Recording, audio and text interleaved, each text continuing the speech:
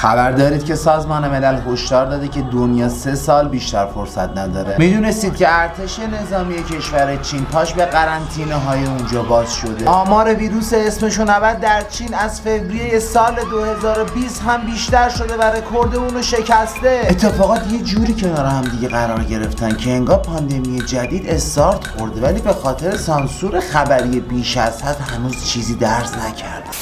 سلام بچه‌ها، امیدوارم که حالتون عالی باشه. خوش اومدید به یه پارت جدید از آخرالزمان زامبی. الان که عذرخواهی میکنم که توی 2 هفته گذشته بیشتر از 3 تا ویدیو نتونستم بذارم. تعطیلات عید بود، خیلی زیاد تلاش کردم که بتونم ویدیو برسونم. حتی یه ویدیو هم همونطور که دیدید توی ماشین رکورد کردم، ولی واقعا شرایط جوری نبود که بتونم بیشتر از اون تعداد براتون آپلود بکنم. از امروز برمیگردیم طبق روال سابقمون و یه روز در میون توی چنل ویدیو داریم. اگه تازه اومدید توی چنل، همین الان چنل رو سابسکرایب بکنین، ویدیو رو لایک بکن و زنگوله نوتیفیکیشن رو فعال بکن. دنیا الان یه جوری شده که تقریبا توی یه سکوت خبری فرو رفته. خبر زیاده ها، ولی همشون مستند و قابل اتکا نیستن که بخوایم بر اساسشون تحلیل هایی رو انجام بدیم. با این وجود تعدادی خبر به دستمون رسیده که خود این خبرها هم میتونن مسائل خیلی زیادی رو برای ما روشن بکنن. حدود 1 ماه پیش براتون یه ویدیو گرفتیم مرتبط با دیده شدن بیماری هاری در تهران و هشدار دادیم که آقا احتمالاً این بیماری شرایط حادتری نسبت به عرف خودش داره. چون آقا بیماری هاری مدت هاست که توی دنیا وجود داره، ولی حساسیت های اخیری که روی این بیماری بوده باعث شد که روی این قضیه یک مقدار شک بکنیم. مدرک حرفام هم لینک این ویدیو برید ببینید. به وقت خودش سر این ویدیو بسیار زیاد هیت شده، ولی متاسفانه نیازه که به گوش هیترها برسونم که خبری از شهر انزلی به دستمون رسیده مرتبط با دیده شدن بیماری هاری در اون شهر. بعدی کار اینجاست که بیماری هاری توی خود شهر تهران ساکن نمون و کم کم خبرهاشو داریم توی شهرهای دیگه میشنویم. خبرهایی شنیدم از مازندران، شهرهای اطراف تهران و شهرهای در غرب کشور، ولی از اونجایی که این خبرها صرفا پیام‌هایی بودی که توی دایرکت این اینستا برام اومده، نمیتونن تاکید مستقیمی روی اون داشته باشن. احتمال داره از این به بعد هی گریز بزنیم به ویدیوهای قبلمون تا اتفاقاتی که احتمالشو پیش بینی کرده بودیم و الان داره اتفاق میفته رو بهتون یادآوری بکنیم و شواهد امروزشو بهتون بگیم. به عنوان مثال اگه یادتون باشه توی این ویدیو بهتون گفتم که سلاح‌های بیولوژیکی لزوما سلاح‌های پر سر و صدایی نیستن و میتونه یکی از راه‌های استفاده از سلاح‌های بیولوژیکی حشرات و کنه‌های آلوده باشه که خیلی بی سر صدا و سوسکی مردم رو آلوده بکنن. حالا دقیقاً آقا بیل گیتس اومده یه توییتی زده مبنی بر افزایش تعداد پشه‌های مالاریا. البته نکته جالبی اینجاست بیشتر تاکید بر روش‌های مقابله با اون داشته تا افزایش تعداد اون در دنیا. اگه یادتون باشه تاکید بر این قضیه هم داشتیم که کم کم باید شاهد بیماری‌هایی از خانواده ماربورگ و ابولا باشیم. بیماری‌هایی از خانواده تب خونریزی دهنده، بیماری که در واقع شروع تمام این بحث‌های مرتبط با آخرالزمان زامبی در شیان چین بود. بیماری شبیه تب خونریزی دهنده کریم کنگو. منابع خبری گزارشی مبنی بر آلوده شدن یک خانم در بریتانیا به این نوع از تب خونریزی دهنده رو دادن، ولی زمانی روی این داستان حساسیت ایجاد میشه که متوجه میشیم خبر خطر شیوع بیماری کریم کنگو در ایران هم داده شده. خب منطقی که الان هیترها دارن اینه آقا هوا گرمه، تکثیر پشه ها و کنه ها افزایش پیدا میکنه، پس طبیعیه که این بیماری شیوع پیدا بکنه. پارسال هوا گرم نبود؟ پیارسال چی؟ پیارسال هوا گرم نبود. با این وجود من حرف تو رو باز قبول میکنم، ولی میشه به من بگی چند درصد احتمال داره که این اتفاقات انقدر زیبا در امتداد همدیگه رخ بدن؟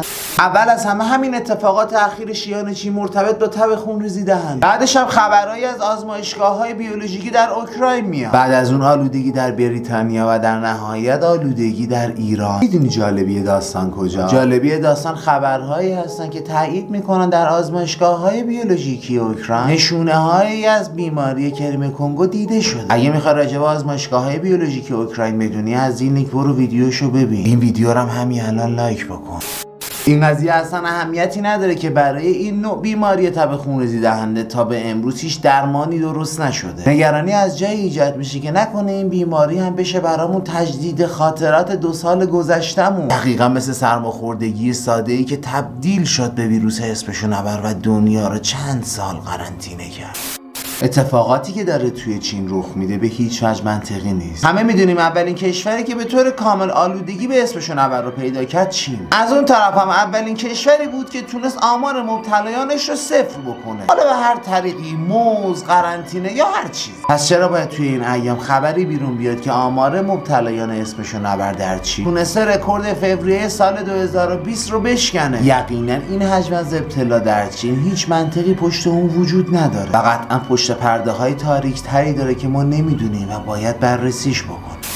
اتفاقات ترسناکی توی چین داره رخ میده. میخوایم یه چند تا از ویدیوها و عکسایی که ازش در اومده رو با هم ببینیم. ارتش نظامی چین با یک سری لباسهای ایزوله دست به اسلحه وارد شهر شد، اونم فقط صرفا به خاطر محدودیت‌هایی که برای اسم شنور ایجاد کرده. به نظرت یکم عجیب نیست؟ چرا تا امروز توی این 2 سال دست به اسلحه نشده؟ اگه علت قرنطینه که اسم شنور چیزی با 2 سال پیش فرق نکرده، پس اسلحه چرا؟ اگر هم بیماری جدیدی که برای مقابله با اون اسلحه نیازه، پس چرا همه جا پر کردید اسم شنور؟ وقتی یک قرنطینه بزرگ در قطب اقتصاد چین ایجاد میشه، به همین سادگی نباید از کنار این خبر بگذریم و باید با دقت بیشتری بررسیش بکنیم.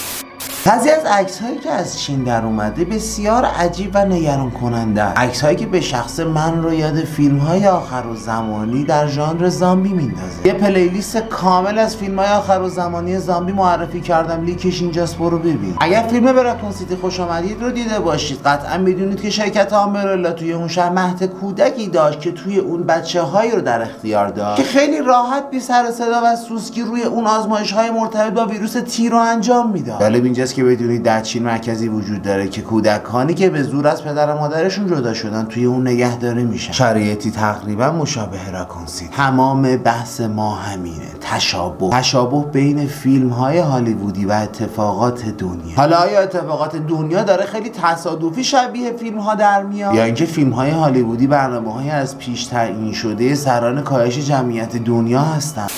قبلا هم بهتون گفتم که چین در حال ساخت شهرهای کانکسی، شهرهایی که شدیداً تعداد واحدهای کانکسیش در حال افزایشه و به صورت خیلی عجیبی بیشتر شبیه یک کمپ قرنطینه یه شهر کانکسی. چیزی که راجع به محدودیت‌های جدید در چین منطقی به نظر میاد فقط یه نکته میتونه باشه. قطعاً چین اونقدر پلش نیستش که بخواد کنترل یه ویروس از دستش در بیاره، بلکه خیلی با سیاست داره دونه دونه شهرهاشو قرنطینه میکنه به بهونه اسم شنور. احتمالاتی که از این قضیه میشه برداشت کرد این احتمال داره این آلودگی یک عرضه جهانی داشته باشه و شاید قرار چینی ها از این شیوع در امان باشن با قرنطینه هایی که براشون ایجاد شده. دومی که صرفا قرار حواس ما رو پرت کنه به هیجاناتی که توی کشورشون ایجاد کردن و این ویروس نامعلوم رو توی آمریکا انتشار بدن، اونم به خاطر اختلافاتی که بین دو کشور وجود داره و هیچ جنگی منطقی تر از جنگ میکروبی نیست.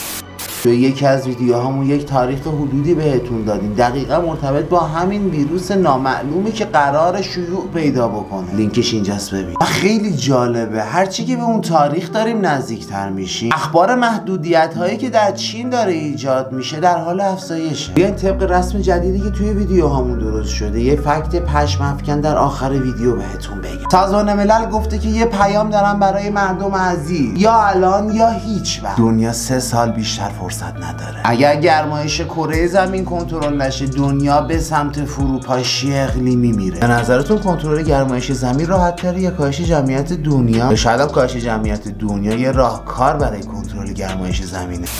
لایک، سابسکرایب، کامنت فراموش نشه. عاشقتونم. ماچ یو